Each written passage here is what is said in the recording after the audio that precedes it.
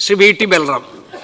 Sir, അങ്ങിവിടെ സൂചിപ്പിച്ചതുപോലെ June 2 മുതൽ 17 വരെയുള്ള വെറും 2 ആഴ്ചക്കാലം കൊണ്ട് കേരളത്തിൽ 2954 കേസുകൾ രജിസ്റ്റർ ചെയ്യുകയും 3176 ആളുകളെ അറസ്റ്റ് ചെയ്യുകയും ചെയ്തു എന്ന് പറയുമ്പോൾ എത്ര അഭിനന്ദിച്ചാലും മതിയാവില്ല സർ.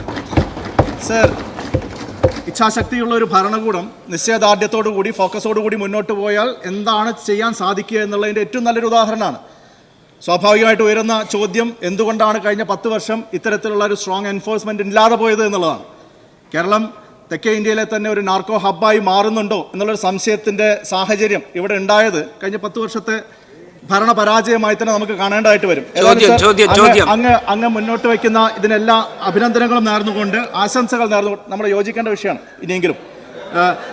അതുകൊണ്ട് എനിക്ക് സ്പെസിഫിക് ആയിട്ട് ഒരു വിഷയം കൂടി അങ്ങയുടെ മുമ്പിൽ ചൂണ്ടിക്കാണിക്കാനുള്ളത്, സർ, ഈ ഡി അഡിക്ഷൻ്റെ ഭാഗമായിട്ട് വിമുക്തി അടക്കമുള്ള പദ്ധതികളുടെ ഭാഗമായിട്ട് ഈ നൽകുന്ന മരുന്നുകൾ പോലും മറ്റു രീതിയിൽ ദുരുപയോഗപ്പെടുത്തി ലഹരി വസ്തുക്കളാക്കി മാറ്റുകയാണ്. കാരണം മരുന്നുള്ളിൽ കഴിച്ചാൽ കുഴപ്പമില്ല, പക്ഷെ അത് വെള്ളത്തിൽ കലക്കി സിറിഞ്ച് വഴി ഇഞ്ചക്ട് ചെയ്താൽ അതും ഒരു ലഹരി മരുന്നായിട്ട് മാറുകയാണ്.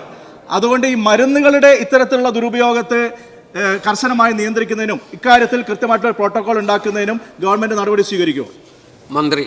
സർ, നമ്മുടെ സംസ്ഥാനത്തെ ബാധിച്ചിരിക്കുന്ന ഏറ്റവും ഗുരുതരമായ പ്രശ്നമാണ് സാർ ഈ മയക്കുമരുന്നിൻ്റെ വ്യാപനം. സാർ, കോളേജുകളിൽ, സ്കൂളുകളിൽ, ധാരാളം പൊതുസ്ഥലങ്ങളിൽ ഒക്കെ ഈ മയക്കുമരുന്നിൻ്റെ വ്യാപനം ഇന്ന് ശക്തമാണ്.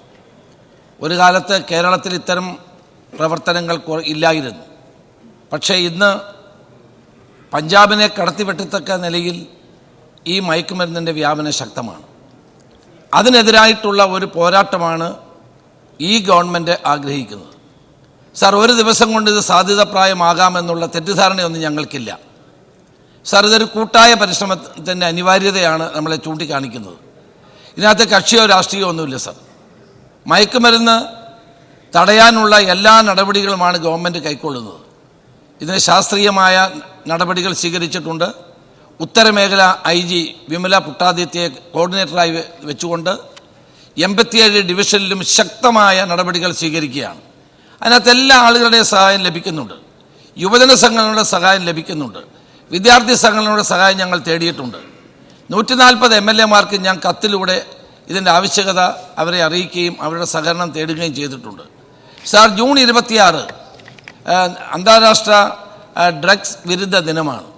അന്ന് എല്ലാ MLA-മാരും അവരവരുടെ നിയോജക മണ്ഡലങ്ങളിൽ ഒരു സ്കൂളിൽ ഈ പ്രതിജ്ഞ എടുക്കാനും ഈ പദ്ധതി ഔപചാരികമായി ആരംഭിക്കാനുള്ള നടപടികൾ സ്വീകരിച്ചു വരുന്നുണ്ട്. അത് ബഹുമാനപ്പെട്ട മെമ്പർ ഇവിടെ ചൂണ്ടിക്കാണിച്ച വിമുക്തിയുടെ കാര്യം എക്സൈസ് വകുപ്പുമായി ബന്ധപ്പെട്ട് റീഹാബിലിറ്റേഷൻ ഉൾപ്പെടെ ധാരാളം മറ്റ് ആശുപത്രികൾ മുന്നോട്ട് വരുന്നുണ്ട്. ലിറ്റിൽ ഫ്ലവർ ആശുപത്രി അങ്കമാലി റോജി ജോൺ MLA-യുടെ നേതൃത്വത്തിൽ അവിടെ അതിൻ്റെ പ്രവർത്തനം ആരംഭിക്കാൻ മന്ത്രിയുടെ നേതൃത്വത്തിൽ ആരംഭിക്കാൻ സന്നദ്ധത പ്രകടിപ്പിച്ചിട്ടുണ്ട്. ധാരാളം ആളുകൾ റീഹാബിലിറ്റേഷനും അതോടൊപ്പം തന്നെ വിഡ്രോവൽ സിൻഡ്രോം അടക്കമുള്ള കാര്യങ്ങളിൽ സഹായവുമായി മുന്നോട്ട് വന്നിട്ടുണ്ട്. അതെല്ലാം ഞങ്ങൾ സ്വീകരിക്കും. എല്ലാ ജനങ്ങളെയും കൂട്ടി യോജിപ്പിച്ചുകൊണ്ടുള്ള ഒരു ബഹുജന മുന്നേറ്റമായി ഇത് മാറ്റുക എന്നുള്ളതാണ് ഈ ഗവൺമെൻറ് ആഗ്രഹിക്കുന്നത്. Second question. സർ, പോലീസാണ് ഇതിലെ ഏറ്റവും പ്രധാനപ്പെട്ട എൻഫോഴ്സ്മെൻറ്റ് ഏജൻസി ആയിട്ട് നിൽക്കേണ്ടത്. സർ, പല സ്ഥലങ്ങളിലും പോലീസിൻ്റെ അടിസ്ഥാന സൗകര്യങ്ങൾ അവർക്കുള്ള പ്രവൃത്തി മുന്നോട്ട് കൊണ്ടുപോകാൻ പറ്റുന്ന സാഹചര്യത്തിലല്ല നിൽക്കുന്നത്. പോലീസ് സ്റ്റേഷനുകളുടെ അവസ്ഥ അടിസ്ഥാന സൗകര്യത്തിൻ്റെ കാര്യത്തിൽ വലിയ പരിതാപകരമാണ്. ഉദാഹരണം പറയാം, എൻ്റെ മണ്ഡലം ചാലിശ്ശേരിയിൽ വലിയ സ്റ്റേഷനാണ്, ഒരുപാട് ഏരിയ ഒക്കെ ഉണ്ട്. പക്ഷേ കാലങ്ങളായി കാലപ്പഴക്കം വന്ന ഇടിഞ്ഞു പൊളിഞ്ഞ് പാമ്പും പഴുതാരിയൊക്കെ കയറി ഇറങ്ങുന്ന കെട്ടിടവും അവരുടെ ക്വാർട്ടേഴ്സും ഒക്കെയാണ് ഉള്ളത്.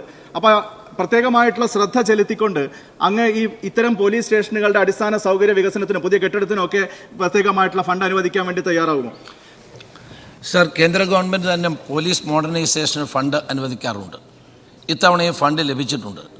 നമ്മൾ മുൻഗണനാ ക്രമത്തിൽ ഏത് പോലീസ് സ്റ്റേഷനാണ് ഏറ്റവും മോശമായ നിലയിലുള്ളത് എന്ന് കണ്ടെത്തി ആ പോലീസ് സ്റ്റേഷനുകൾ പുതിയ കെട്ടിടങ്ങൾ നിർമ്മിക്കാൻ പോലീസ് ഹൗസിംഗ് കൺസ്ട്രക്ഷൻ കോർപ്പറേഷൻ നടപടികൾ സ്വീകരിച്ചു വരികയാണ്. ചാലിശ്ശേരി പോലീസ് സ്റ്റേഷൻ തീർച്ചയായിട്ടും മോശമായ സ്ഥിതിയിലാണെങ്കിൽ അത് പരിഗണന നൽകും എന്ന് ബഹുമാനപ്പെട്ട മെമ്പറെ അങ്ങയിലൂടെ ഞാൻ അറിയിക്കുകയാണ്.